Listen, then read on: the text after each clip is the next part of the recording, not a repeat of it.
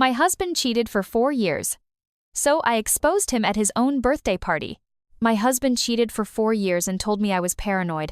I didn't argue, I documented everything. Then, at his birthday party, I made one calm toast and showed one screenshot that ended the lies instantly. My name is Tessa, I'm 34 years old and I live in the US. I'm posting from a throwaway and changing names because my husband's family is the kind that will defend him publicly and then message you privately, asking you to be classy. I've been married to Eric, 36M, for 8 years. Together for 11. No kids.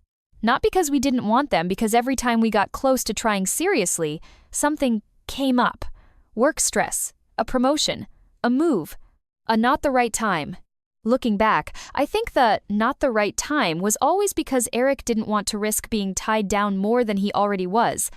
Eric is the type of man you'd assume is trustworthy. He's not the loud, charming guy. He's quieter, responsible. The guy who brings extra napkins for the table. The guy who texts home soon. The guy who looks stable in family photos. That's why it took me so long to notice something was off, because the off parts were subtle and spread out over years.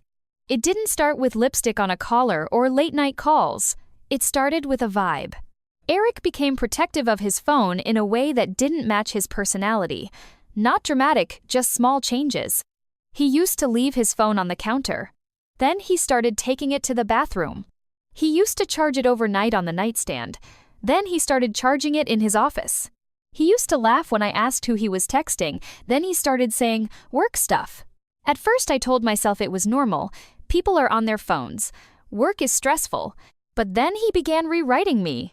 If I asked a question twice, I was spiraling. If I said something felt weird, I was paranoid. If I wanted reassurance, I was trying to control him. And if I cried, he'd sigh and say, I can't deal with this right now. He never yelled. That would have been easy to label as bad.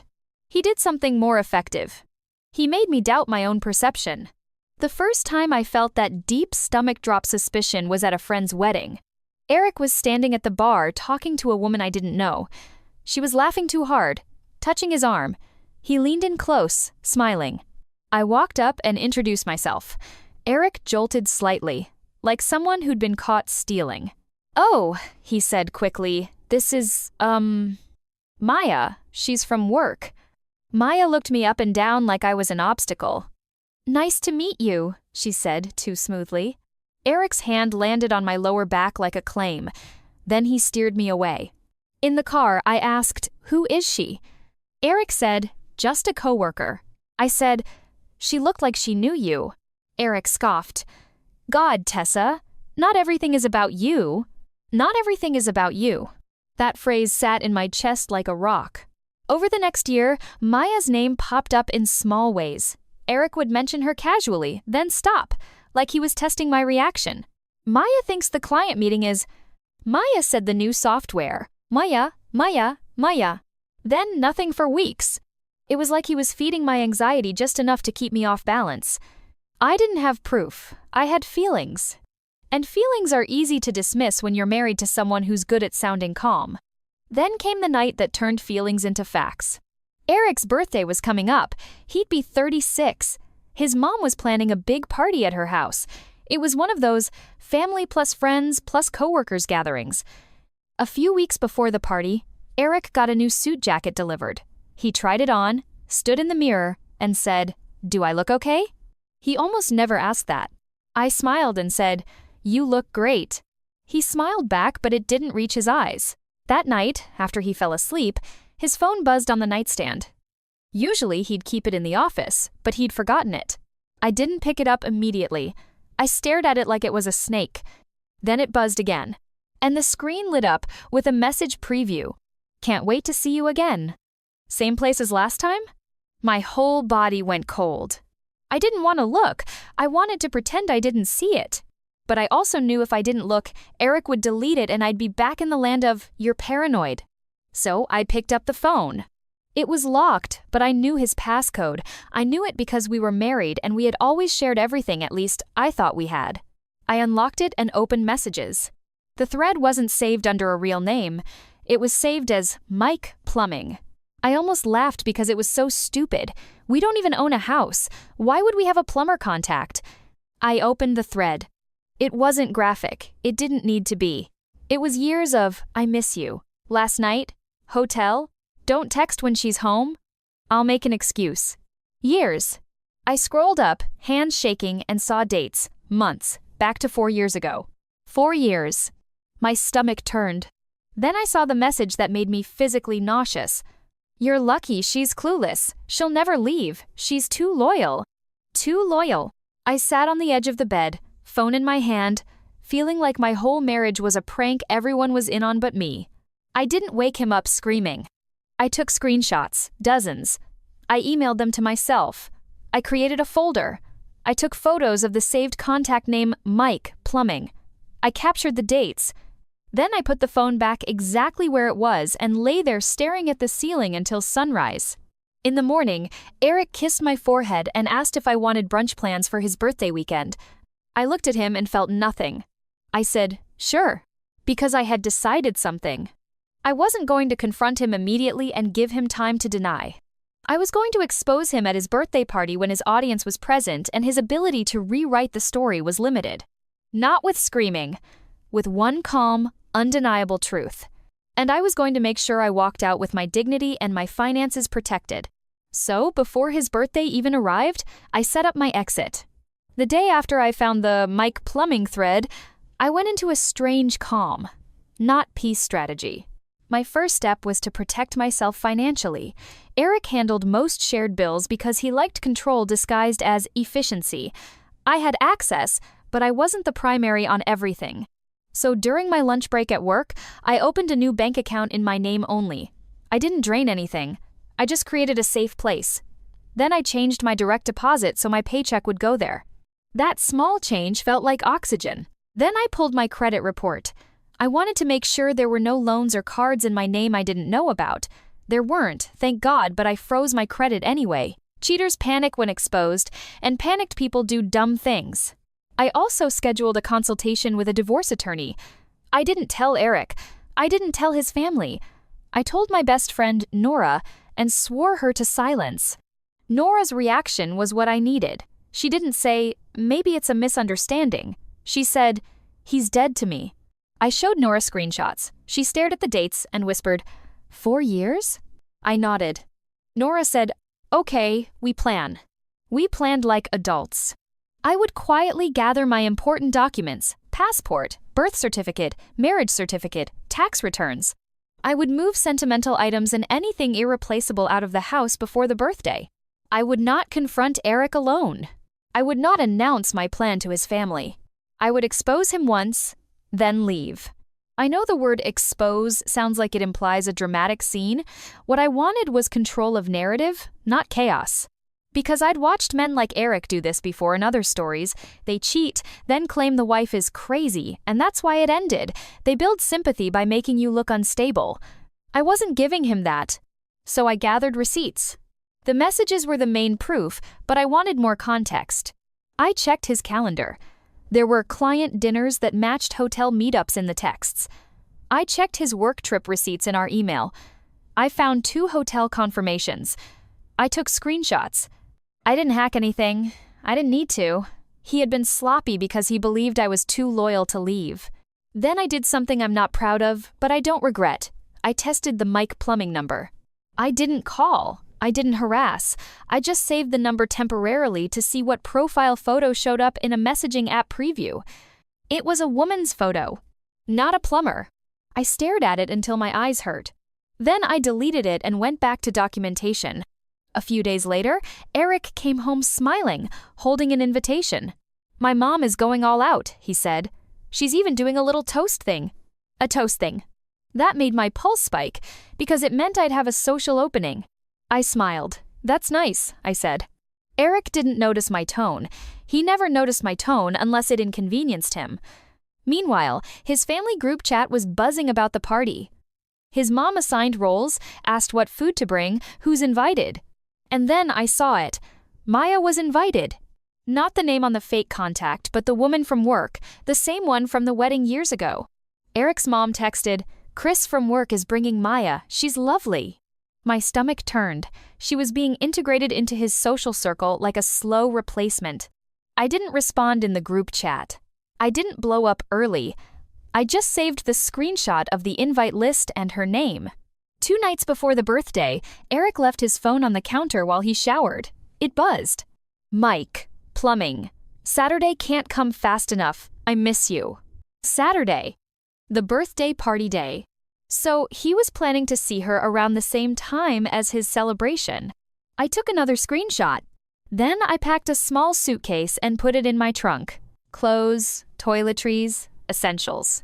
On Friday, the day before the party, I moved my sentimental stuff to Nora's place.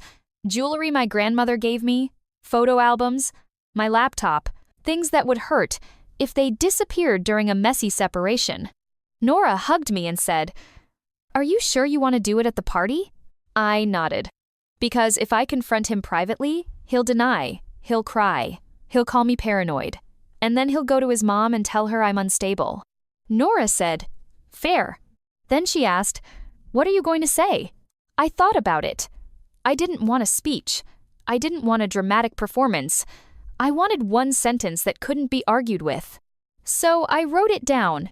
I hope you all enjoyed celebrating Eric, because I won't be doing it anymore. He's been cheating for 4 years, and I have the receipts. Short. Clear. No insults. No yelling. Just a fact. The night before the party, Eric kissed me and said, "Thanks for being supportive. You're the best wife." I felt like my skin crawled. I smiled. "Happy early birthday," I said.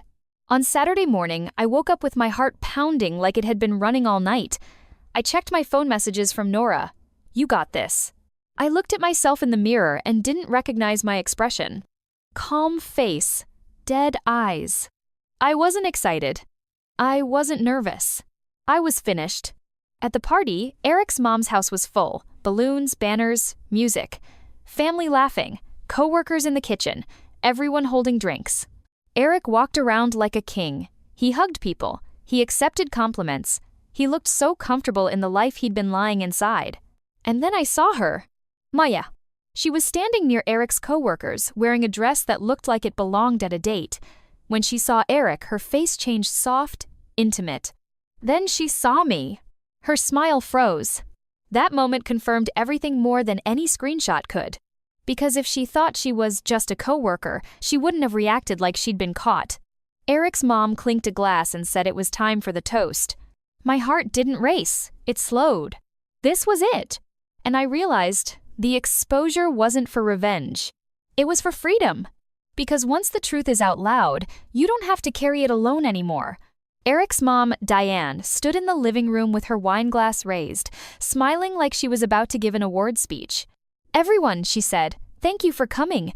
Eric is such a wonderful son, such a hardworking man." People clapped. Eric grinned like he deserved it. Diane continued, "And we're so lucky to have Tessa in our family. She's been such a supportive wife." I felt my stomach twist at the word supportive. Diane said, "Eric, come here. Let's say a few words." Eric moved to the center of the room. He kissed his mom's cheek, laughed, and said, Okay, I'm old, I get it." People chuckled. Diane handed him the mic she'd rented. Yes, she rented a mic. Eric started talking about work, friends, how grateful he was. Then he did something that made my blood run cold.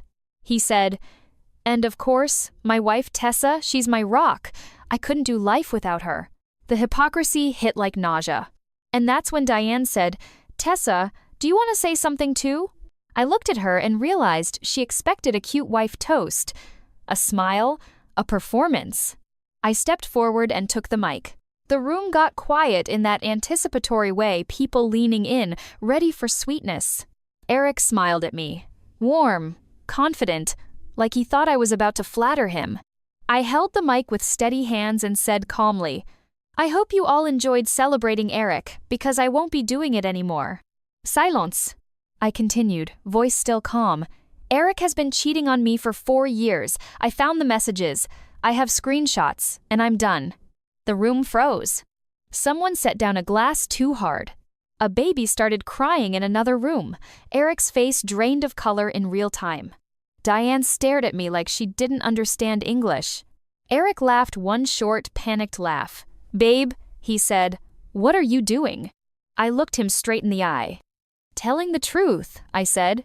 Eric's smile twitched. "This is not the time," he hissed quietly. I said, louder for the room, "It's exactly the time, because you've been lying in front of all these people for years." Diane grabbed the mic from my hand like she was disarming a bomb. "Tessa," she snapped, "you're being inappropriate." Inappropriate. Not cheating. Not betrayal. Inappropriate. Eric stepped closer to me, eyes wide, voice low. "Stop," he whispered. "You're embarrassing me." I almost laughed. "You embarrassed me for 4 years," I said. Then Maya, the affair partner, tried to slip toward the kitchen like she wanted to disappear. I turned slightly and said, "Maya, you can stop pretending." Maya froze.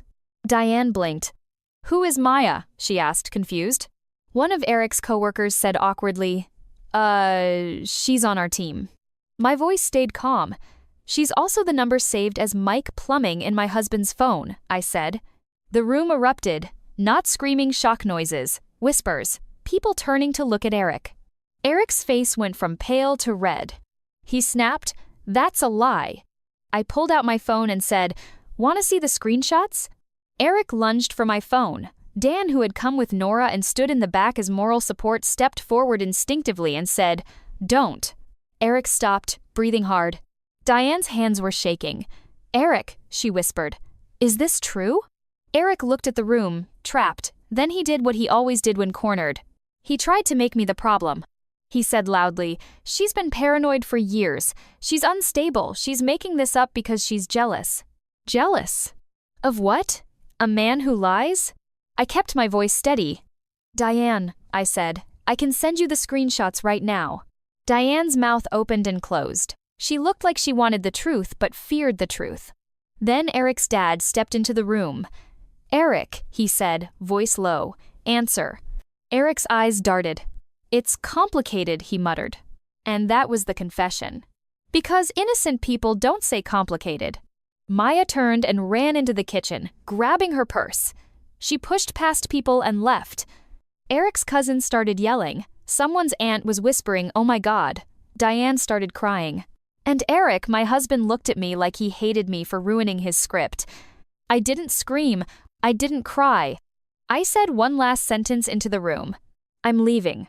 Please don't contact me about forgiveness. Contact my attorney." Then I walked out. Nora followed me to the driveway and hugged me hard. "You did it," she whispered. My hands were shaking now, finally, because adrenaline had somewhere to go. Eric chased me outside. "Tessa!" he shouted. "Get back in here!" I turned around and looked at him. He stopped a few feet away, face twisted with anger and panic. "Why would you do this in front of everyone?" he demanded. I said, "Because you would have lied about it behind my back." Eric's mouth opened, closed. Then he said, "We can fix it." I stared at him. "No," I said. He stepped closer. "You're overreacting." I smiled slightly. "You've been cheating for 4 years." I said, "This is the appropriate reaction." Then I got in Nora's car and left. That night, my phone exploded with messages, some supportive, some furious. Diane left me a voicemail sobbing, "Please, think about what you're doing." Eric texted, "You ruined my life." And then because Eric couldn't handle consequences, he tried to do the one thing I'd planned for. He tried to rewrite the narrative. By morning, I was getting messages from his family saying I was mentally unwell and trying to destroy him. But here's what they didn't understand.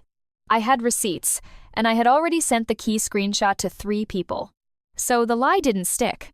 And the next twist came from a person I didn't expect. Maya messaged me. And what she said proved Eric's betrayal was even worse than I knew. Maya messaged me at 6:12 a.m., the morning after the party. I didn't want to open it. I didn't want anything from her. But I also knew that sometimes the person on the other side of the affair holds information you need for legal and emotional closure. Her message was short. "I'm sorry, I didn't know it was 4 years." My stomach turned. I replied one line. "How long did you think it was?" Maya responded, 1. Maybe a little more. 1 year. So Eric had been cheating before Maya too. I felt my hands go numb. I asked, "So there were others?" Maya didn't deny it. She wrote, "He told me you were basically roommates, and that you didn't care." I stared at the screen and felt that familiar sick anger. Cheaters always tell the same story.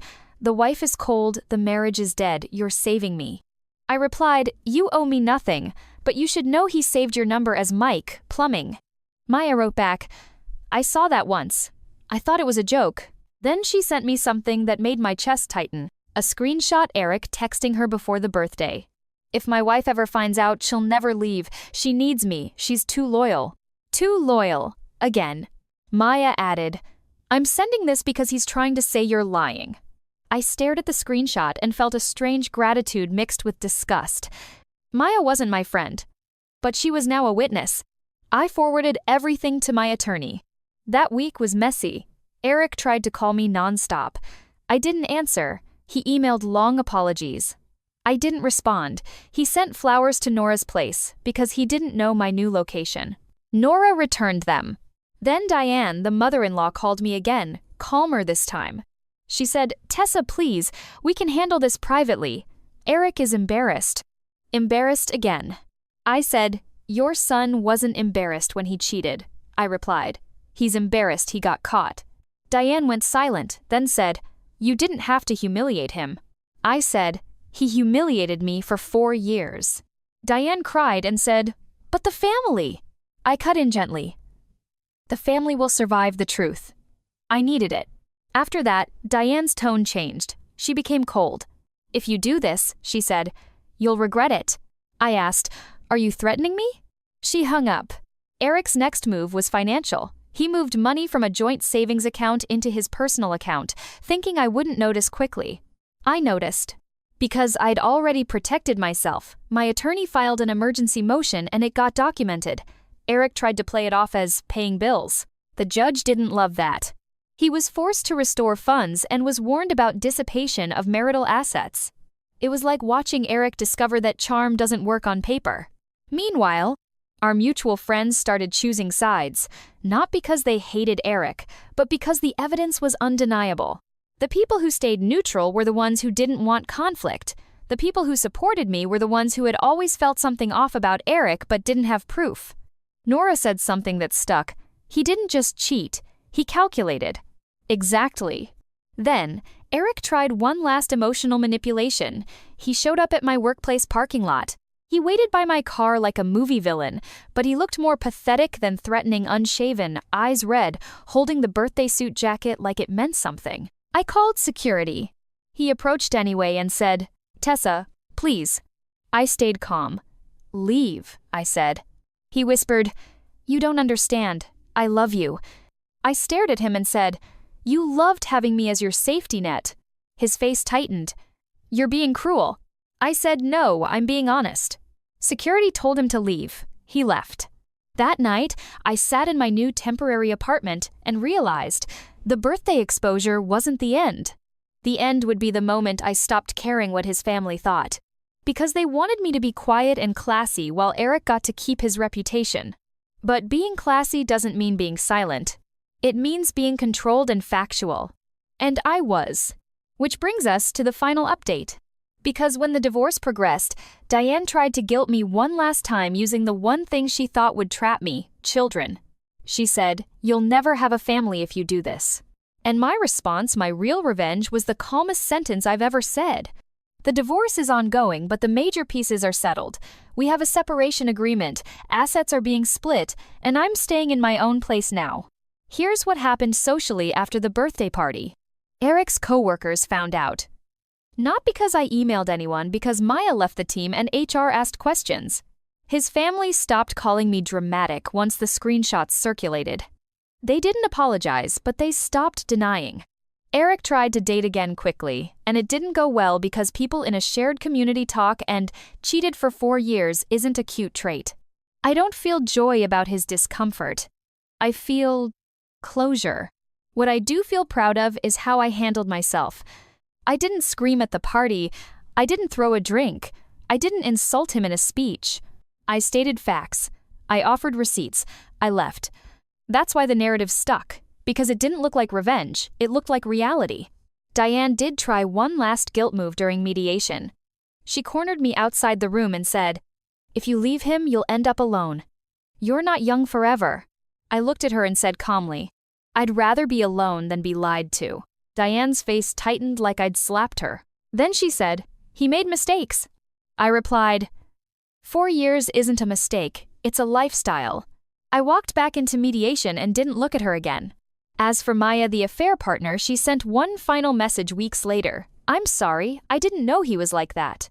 I didn't respond, not because I hate her, because I don't owe her closure. My closure is my life. Now for the Aita part. Aita for exposing my husband at his birthday party? Some people will say yes. They'll say I should have handled it privately. They'll say public humiliation is wrong. But here's why I don't regret it. If I confronted him privately, he would have denied, minimized, and then controlled the story. He would have told everyone I was paranoid and unstable.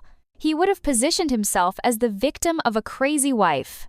By exposing him calmly, with receipts, in the moment where his entire social circle was present, I took away his ability to rewrite reality. I didn't ruin his birthday. He did over 4 years. And honestly, the exposure wasn't even my revenge. The real revenge was watching him realize he couldn't charm his way out. The real revenge was leaving with my finances protected and my dignity intact. The real revenge was waking up in my own apartment, drinking coffee in peace, and not checking his phone or my gut for clues. Because betrayal turns your body into a detective, freedom turns it back into a home. So yeah, maybe I did something intense. But I'm done letting people call my boundaries dramatic while calling his betrayal a mistake. If you were me, would you have stayed quiet?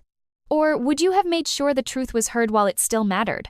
So Aita for exposing him at his own birthday party after 4 years of cheating? What would you have done?